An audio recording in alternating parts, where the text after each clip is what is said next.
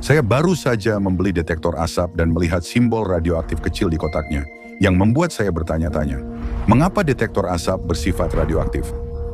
Nah, dalam video ini kita akan menjelajahi bagian dalam detektor asap ini, melihat cara kerjanya, dan memahami bagaimana peluruhan radioaktif digunakan untuk mendeteksi asap. Selain itu, tunggu sampai akhir saat kita akan membahas dua topik atau cabang terkait. Cara kerja penghitung Geiger, dan mengapa atom dengan nomor atom tinggi ternyata kecil. Saat kita membuka detektor asap, kita menemukan sejumlah komponen. Di sini kita punya baterainya yang tentu saja hampir selalu mati dan perlu diganti. Hanya bercanda, tapi sungguh. Di sini kita punya speaker piezoelektrik yang menghasilkan alarm dan juga kicauan ini, yang sejujurnya merupakan salah satu suara yang paling membuat frustrasi di dunia. Berikutnya, kita memiliki papan sirkuit tercetak atau PCB berlubang yang hanya menampung beberapa komponen dasar dan dirancang sedemikian rupa sehingga sangat murah. Pada PCB kita memiliki microchip utama, dan terakhir di sini kita memiliki jantung detektor asap, sebuah silinder logam yang memiliki ventilasi di semua sisi untuk memungkinkan udara dan asap mengalir. Di bagian dalam kubah, ini terdapat sebuah silinder pendek dengan piringan logam di bagian atas dan satu lagi di bagian bawah, dengan plastik yang memisahkan dan menahan keduanya. Di tengah piringan bawah terdapat sebuah sumur kecil yang berisi 300 nanogram isotop amerisium-241 yang bersifat radioaktif, sehingga memerlukan simbol ini pada kemasannya. Sebelum melangkah lebih jauh, penting untuk diketahui bahwa membuka detektor asap pengion seperti ini berbahaya dan tidak boleh dilakukan, bahkan dengan pengawasan orang dewasa. Amerisium, seperti telah kami sebutkan, bersifat radioaktif dan meskipun berada di dalam silinder logam, ia aman, namun di luar sangat berbahaya, terutama jika terhirup atau tertelan. Kami telah membongkarnya, jadi Anda tidak perlu melakukannya. Dan dengan demikian, mari kita lanjutkan. Jadi bagaimana alat radioaktif ini mendeteksi asap? Sejumlah kecil radioaktif amerisium-241 memancarkan partikel alfa, yang merupakan inti helium yang sangat energik dan bergerak sangat cepat, dengan 2 proton, 2 neutron, dan tanpa elektron, sehingga merupakan ion bermuatan positif. Seberapa cepat? Ya, mereka dikeluarkan dari inti amerisium dengan kecepatan sekitar 15.000 km per detik, yang setara dengan 5% kecepatan cahaya, atau 2.000 kali lebih cepat dari stasiun ruang angkasa internasional, atau 419.000 kali lebih cepat dari seekor cheetah. Jumlah energi kinetik yang luar biasa inilah yang membuat radiasi berbahaya. Jenis peluruhan radioaktif lainnya adalah peluruhan beta dan gamma, yang masing-masing merupakan elektron yang bergerak sangat cepat dan foton berenergi tinggi. Namun dalam detektor asap pengion, amerisium-241 sebagian besar menghasilkan partikel alfa. Saat inti helium yang bermuatan positif ini terlempar dengan kecepatan yang sangat tinggi, partikel alfa akan bertabrakan dengan atom di atmosfer dan melepaskan elektronnya, sehingga menghasilkan nitrogen, oksigen, gas lain, dan ribuan elektron bebas yang bermuatan positif. Perhatikan bahwa setiap atom atau molekul yang kehilangan atau memperoleh elektron akan bermuatan dan disebut ion. Faktanya, satu partikel alfa mempunyai energi yang cukup untuk menghasilkan sekitar 10.000 ion oksigen dan nitrogen bermuatan positif serta puluhan ribu elektron. Proses ini disebut radiasi pengion. Seorang profesor saya pernah menyebut partikel alfa sebagai banteng di toko tembikar. Partikel alfa menabrak segala sesuatu sehingga menciptakan kekacauan atom. Berikut adalah gambar ruang awan dengan amerisium-241. Dan di dalamnya Anda dapat melihat jalur yang diciptakan oleh masing-masing partikel alfa. Ngomong-ngomong, siapapun yang memasarkan detektor asap radioaktif ini sebagai detektor asap pengion adalah orang yang jenius, karena jujur saja, tidak ada seorang pun yang akan membeli detektor asap radioaktif. Tapi kami ngelantur. Di luar perangkat ini, elektron dan ion atmosfer yang bermuatan positif pada akhirnya akan bergabung kembali dan menjadi netral. Namun dalam alat ini, yang disebut ruang ionisasi, kami ingin menggunakan peluruan alfa untuk membantu kami mendeteksi asap. Dan untuk melakukan hal tersebut, kami menggunakan 2 piringan logam dan mengalirkan tegangan dari baterai ke bagian atas dan bawah, sehingga bagian atas bermuatan positif dan bagian bawah bermuatan negatif. Seperti yang Anda ketahui, muatan negatif dan muatan positif saling tarik-menarik, dan akibatnya Elektron yang bermuatan negatif tertarik ke pelat logam bermuatan positif di bagian atas, dan sebaliknya ion oksigen dan nitrogen positif tertarik ke piringan bawah. Aliran elektron adalah arus, dan dengan menggunakan sirkuit pada chip ini, kita dapat mengukur arus yang mengalir ke pelat atas, yang terjadi dalam kondisi normal ketika tidak ada asap. Jika Anda menginginkan angka yang lebih pasti, jumlah amerisium dalam detektor asap atau sumber alfa ini memancarkan sekitar 37.000 partikel alfa setiap detik, mengakibatkan ratusan juta elektron terlepas dari atomnya, namun setara dengan 50 atau lebih picoam dari arus yang agak kecil. Hal ini memberikan garis dasar jumlah arus yang mengalir akibat radiasi pengion dari amerisium-241. Namun ketika asap masuk melalui ventilasi ini dan masuk ke dalam silinder, lingkungan dan keadaan berubah. Asap mengandung banyak karbon monoksida, karbon dioksida, jelaga yang lebih besar atau struktur karbon yang lebih kompleks, materi yang tidak terbakar, senyawa yang mudah menguap, dan berbagai macam komponen lainnya. Jadi ketika ada asap dari api, bahan bakar yang membara, atau popcorn yang terbakar di dalam ruang ionisasi, maka partikel alfa serta molekul udara dan elektron yang terionisasi akan dicegat sehingga mencegah elektron mencapai pelat atas dan ion positif dari api mencapai pelat bawah.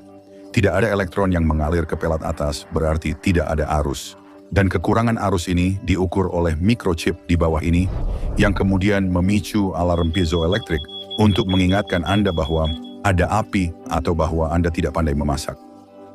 Partikel alfa digunakan dalam aplikasi ini karena dari ketiga jenis radiasi alfa, beta, dan gamma, partikel alfa mempunyai potensi pengion terbesar. Dengan kata lain, mereka menghasilkan jumlah ion terbanyak dan aliran arus yang stabil dalam ruang ionisasi ketika tidak ada asap. Selain itu, meskipun partikel alfa dikeluarkan dengan energi yang sangat besar, partikel tersebut sebenarnya dapat dihentikan oleh apapun. Hal ini karena inti atom tersebut adalah helium, yang jauh lebih besar daripada partikel beta atau gamma. Udara beberapa sentimeter saja, sepotong plastik tipis, atau beberapa lapis sel kulit sudah cukup untuk menghentikan partikel alfa. Namun, partikel gamma atau foton lebih berbahaya karena mampu bergerak lebih jauh dan menembus objek yang lebih tebal, serta hanya logam padat seperti timah atau lapisan beton yang dapat menghentikannya. Partikel beta juga dapat menembus kulit, tetapi hanya lembaran aluminium tipis yang dapat menghentikannya.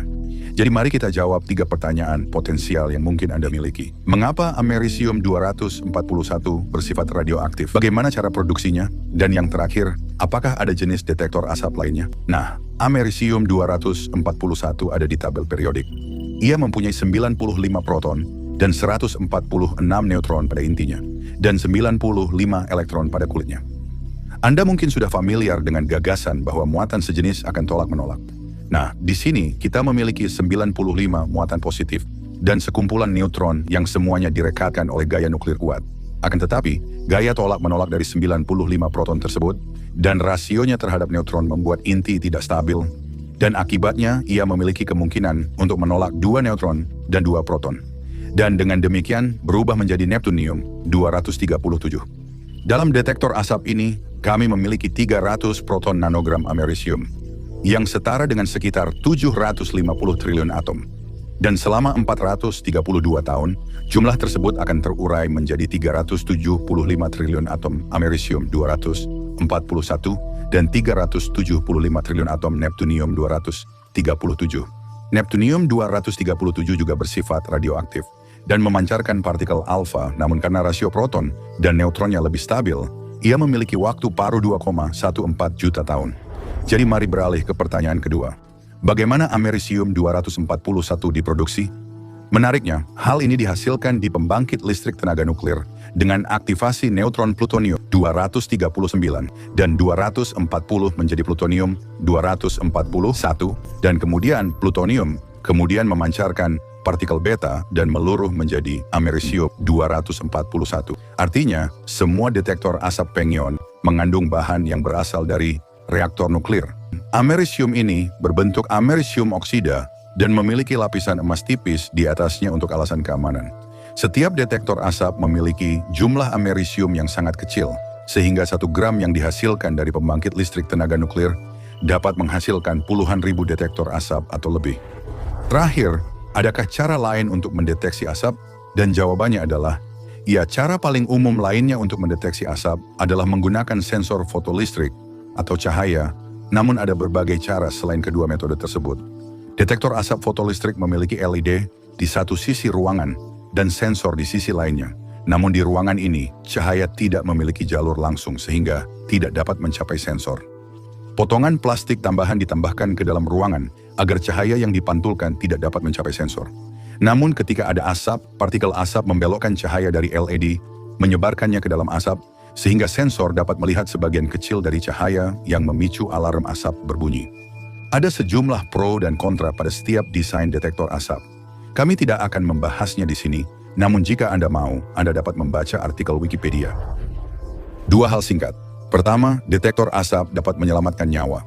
Gantilah baterainya setahun sekali, periksa apakah berfungsi, dan meskipun salah satu jenisnya bersifat radioaktif, baterai tersebut aman untuk disimpan di rumah.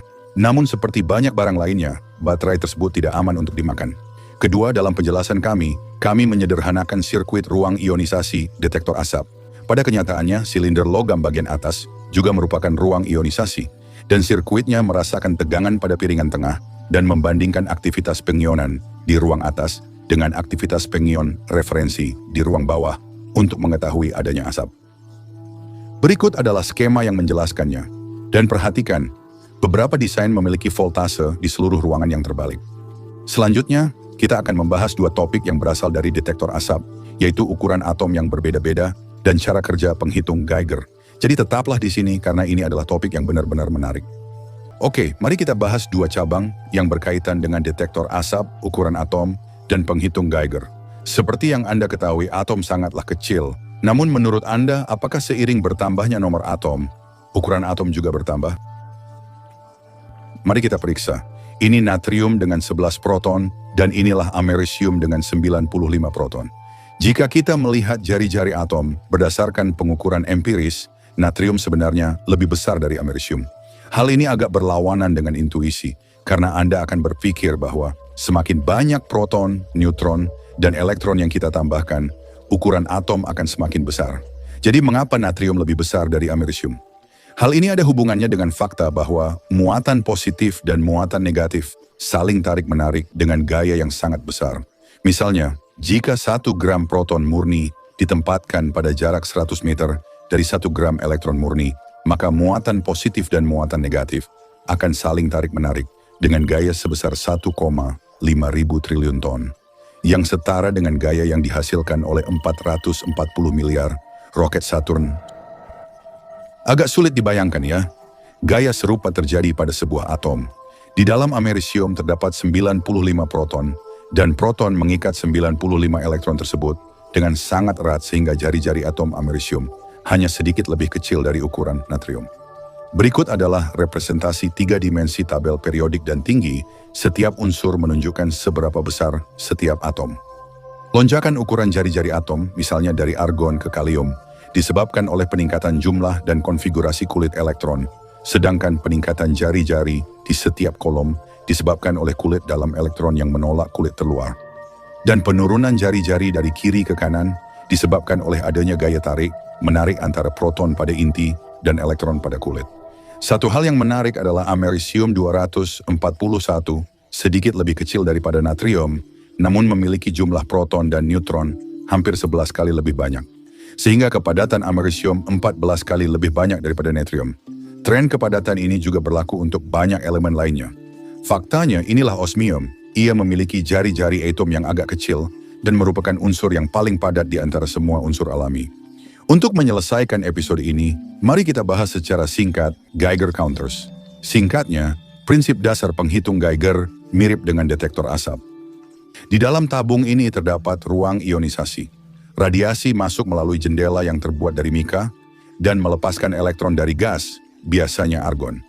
Kita berikan tegangan positif ke batang pusat dan kemudian tegangan negatif ke silinder di sekitarnya, dan sebagai hasilnya, argon yang terionisasi bergerak menuju dinding yang bermuatan negatif, sedangkan elektron bergerak menuju batang pusat.